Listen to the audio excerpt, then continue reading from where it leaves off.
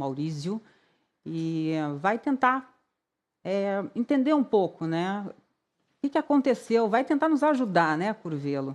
O que você conta para a gente aí ao lado do Maurício, hein? Oi, Patrícia, exato. O Maurício Spinelli, além de instrutor, de piloto, ele é diretor regional da Associação Brasileira de Pilotos de Helicóptero. Então, obrigado por aceitar nosso convite, viu, Maurício? Primeiro posso te falar isso. Agora, esse modelo, o Globocop, ele é um esquilo.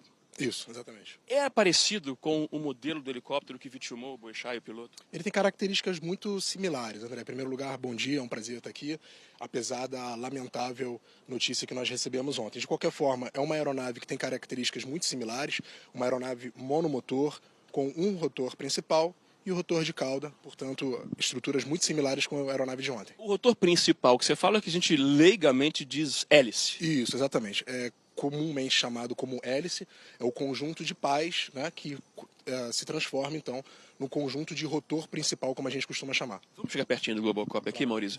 Aqui atrás, por exemplo, que ele falou rotor de cauda. Vamos só virar aqui agora. Pode mostrar ali, Romulo, que ali é o rotor de cauda. Qual a função do rotor de cauda? Isso. O rotor de cauda, né, ele tem a função de manter o helicóptero alinhado. O nosso motor principal, ele gera uma tração e a função principal desse rotor de cauda é gerar um empuxo no sentido contrário. Portanto, fazer com que a aeronave fique sempre alinhada. Só lembrando, gente, a gente não está falando de maneira alguma aqui de investigação, do que teria acontecido, de suposições, nada disso. Já explicando basicamente as funções do helicóptero, porque também gera curiosidade, né? Quer dizer, infelizmente, essa tristeza também acaba gerando algumas incertezas e curiosidades. Então, se o piloto perde o rotor de cauda, ele para de funcionar, o que acontece? O procedimento vai ter uma diferença em relação a que atitude a aeronave está naquele momento. Se a aeronave estiver desenvolvendo uma velocidade, ele pode continuar o voo tranquilamente, o que vai acontecer é que o procedimento de pouso vai ser diferente. Caso essa aeronave esteja sem velocidade, fazendo um voo pairado, que é sem velocidade no ar, o procedimento também vai ser diferente, ele vai ter que adquirir velocidade. Senão a tendência é ele começar a girar, é isso? Exatamente. Será a aeronave automaticamente começa a girar caso ele esteja sem velocidade. Exatamente isso. Agora, falando então do rotor principal, né, que a gente chama de hélice, o que acontece se ele perde esse rotor principal? Se um evento catastrófico ele perde o conjunto inteiro, então é um evento realmente catastrófico, não tem o que fazer. O rotor principal é o que faz com que haja sustentação para a aeronave. E, portanto, caso ele perca o conjunto como um todo, aí é um evento catastrófico que realmente é bem difícil que isso aconteça. Ela continua girando mesmo sem a geração de energia, tem isso? Não, sim. Se ele perder só o motor da aeronave, com certeza o rotor principal ele continua girando no que a gente costuma chamar de efeito catavento, ou seja, o vento relativo, o ar que sopra de baixo para cima, vai fazer com que as pás continuem girando e a aeronave consegue fazer um pouso seguro. Por último, aqui na parte externa, Patrícia e amigos do encontro, eu queria chamar a atenção para esse elemento aqui do helicóptero, que é o esqui. Qual é a função do esqui, Maurício? E por que, você já me disse até antes de entrar ao vivo, que você, numa situação dessa, prefere pousar, fazer um pouso de emergência numa superfície plana, no solo, do que no mar, por exemplo? Sim, se eu tiver a opção de escolher entre fazer num pavimento liso, onde eu tenho certeza que ele está homogêneo, ou na água, certamente, acredito que a maioria dos pilotos vão preferir fazer um pouso nesse pavimento do que na água. O esqui ele vai funcionar para gerar sustentação justamente de pouso, sustentação estrutural, nesse caso, e também fazer a absorção no caso de impacto, por exemplo, num procedimento de emergência. Tá certo. Daqui a pouquinho, a gente vai embarcar agora, e daqui a pouquinho lá dentro, o Maurício vai explicar para a gente instrumentos, numa situação realmente de voo, o que ele faria, o que poderia ser feito, e também, claro, o que pensar, o tempo de reação, tudo isso, a gente vai começar daqui a pouquinho, a gente vai embarcar agora no Globocop, vai voar aqui pela Zona Oeste do Rio de Janeiro, e daqui a pouquinho eu te chamo, Patrícia. Ok, boa viagem para vocês, Curvelo. Já já a gente volta aí a falar com você e com o Maurício. Vamos voltar a fazer contato com o Curvelo, que já está a bordo do Globocop com o Maurício. Em que altitude vocês estão, Curvelo?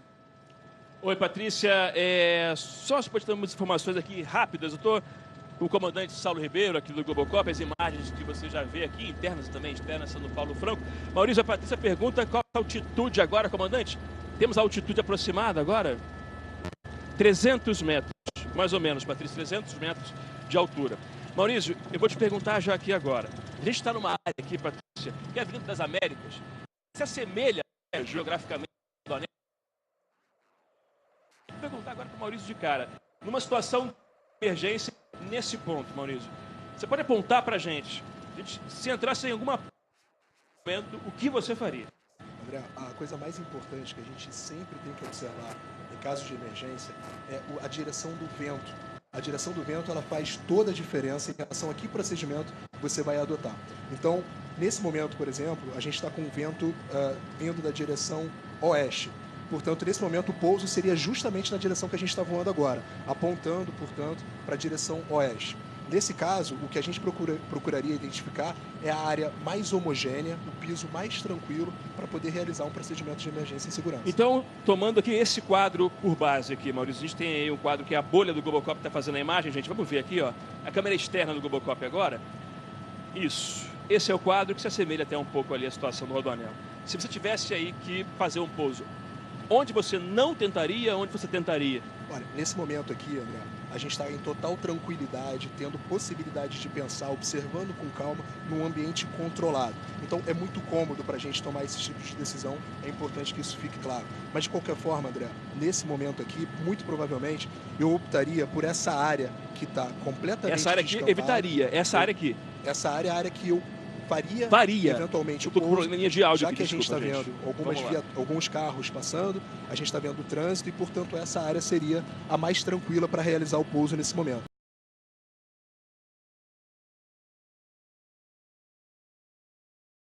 Essa área é uma área que parece muito com a área que o piloto, o Ronaldo, tentou fazer o pouso.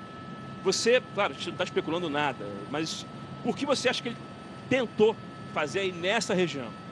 Olha, eu acredito que no momento da emergência, do que eventualmente aconteceu a bordo, ele tenha visto que ali seria a área mais tranquila para ele colocar a aeronave. Existem muitos aspectos a serem avaliados no momento de um procedimento de emergência. E o tempo de reação é muito curto. Portanto, fica difícil entender, imaginar por que naquele momento ele optou exatamente por esse espaço, que é bem parecido, inclusive, com esse que a gente está apontando aqui. O que a gente pode dizer com certeza é que se ele optou por esse local, é porque naquele momento as condições de vento e as condições de peso da aeronave favoreciam o pouso, o eventual pouso nesse local. Agora, aqui de cima, você acha que é possível avaliar, por exemplo, esse terreno aqui? Eu vou envolver um terreno de areia aqui, de duna, tem um de gramado também aqui. É possível, com essa altitude, saber se ele é plano ou se ele é irregular, tomar uma decisão assim? É bem complicado, a gente está bem alto nesse momento, é difícil você conseguir identificar as condições do terreno. Nesse momento, o que você consegue identificar é que não tem carros passando, é uma área que está livre de curiosos e, portanto, se eventualmente você chegar e fizer um bom pouso, as pessoas não vão se aglomerar perto, e é uma área que a gente vê que está, inclusive, fechada. Portanto, diante desses aspectos, seria um local que eu, eventualmente, escolheria para fazer um pouso de emergência. Perfeito. Numa situação dessa, que a gente até lá embaixo comentou, se você perde o rotor principal, né, que a gente chama de hélice, a força da hélice do rotor principal, quanto tempo você teria para tomar essa decisão? O que você conseguiria fazer? Como eu estava te falando antes, André, o tempo de reação realmente é muito curto. A partir do momento que você identifica uma pane, como, por exemplo, uma perda de motor, você tem poucos segundos para responder, para fazer com que a aeronave continue no seu trajeto de descida de forma controlada. Nesse momento aqui, a gente está voando a mais ou menos 1.000 pés, a aeronave costuma descer a 1.500, 2.000 pés por minuto. Então a gente teria menos de 1 minuto até o solo para fazer um pouso controlado. Perfeito.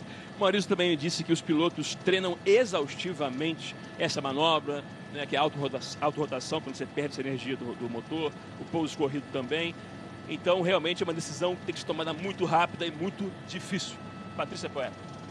Obrigada, Curvelo, pelas suas informações. Agradeço também ao piloto. Quer dizer, é claro que a aeronáutica ainda está investigando as causas desse acidente. A gente acompanhou hoje no noticiário 2 testemunhas importantes nesse caso, né? Já prestaram depoimento na polícia. Uma dessas testemunhas é o próprio motorista do caminhão, né? Que felizmente saiu vivo, com ferimentos leves, já até deu entrevista para os repórteres. E a outra testemunha importante foi a moça que estava na garupa da moto e que viu o momento exato em que o piloto fez o pouso de emergência e, na hora, acabou colidindo contra o caminhão. A gente tem uma informação de que o piloto teria tentado fazer esse pouso de emergência depois do pedágio, né? Onde os carros têm uma velocidade menor, quer dizer, estão saindo do pedágio, então eles saem com uma velocidade automaticamente menor e aí sim depois vão acelerando. Essas são as primeiras informações que se tem dessas duas testemunhas, que são extremamente importantes para esse caso, mas é claro que novas informações vão acabar vindo ao longo do dia, né, ao longo dos próximos dias também, porque tem muitas perguntas aí a serem respondidas, né? Agora, é interessante porque uma informação que me chamou a atenção também nessa coisa de treinamento, e que você falou, fez essa observação com relação do instinto de sobrevivência, é que a testemunha, inclusive, teria dito que o passageiro seria o Boechat, porque o piloto ficou dentro do helicóptero, teria tentado pular, né, no intuito acho que de sobreviver, obviamente, que é o que você tinha comentado, né, doutor Fernando? E provavelmente essa decisão ela não chegou sequer a passar pelo crivo da razão ou da consciência, é algo que é mais forte e rápido do que a gente. Quem já passou por situação como essa, ou já viu algum acidente acontecendo, eu quero que vocês lembrem quem passou por isso. Certamente lembra de que existe uma alteração da percepção do tempo. Então, por exemplo, você vê um carro capotando, o carro capota rápido. Mas quando você está presenciando a cena, parece que ele leva um tempo muito maior. Então você você amplia as percepções da realidade para poder encontrar uma saída. E naquele momento o cérebro dele julgou aquilo sendo o mais razoável para conseguir preservar a vida. Eu queria deixar meus sentimentos aqui para ele, para a família dele, do piloto, todo o pessoal da Bandeirantes, e dizer que ele é uma pessoa muito generosa. Em 2017, ele participou do Congresso Brasileiro de Psiquiatria, e o Boechat, inclusive, compartilhou com todo mundo a questão da depressão que ele teve. E, então, é uma generosidade muito grande, uma admiração e respeito muito grande que a gente tem por ele. Nós todos deixamos aqui para toda a família, né?